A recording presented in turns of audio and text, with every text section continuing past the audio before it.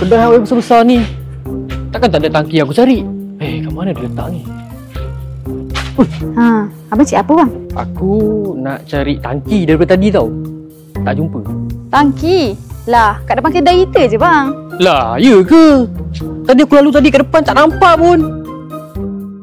Besar-besar kot tangki kat depan tu. Takkanlah tak nampak. Tak apa bang. Jom saya tunjukkan. Ni lah tangkinya bang. Abang nak yang mana satu? Saya nak bukan yang ni. Bukannya ni. Habis abang nak yang macam mana? Macam mana nak explain Tapi tangki tu warna hijau. Saya dah tahu dah. Jom bang. Ini betul hijau. Tapi bukan yang ni. Habis tu? Kejap. Aku nak yang ni. Yang tu. Abang tengah kacip Ni tangki tahi ni. Apa pula tahi? Tangki air kan? Tangki air yang ni bang belakang abang. Yang abang tunjuk tu tangki tahi.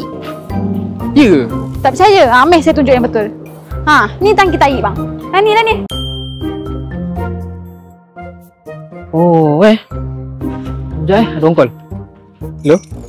Malu dah tu. Bagi abang kat luar sana. Jangan silap tau. Takkan tangki tahi pun tak tahu. Kalau betul lah abang nak cari, komen je kat bawah. Kita ada jual.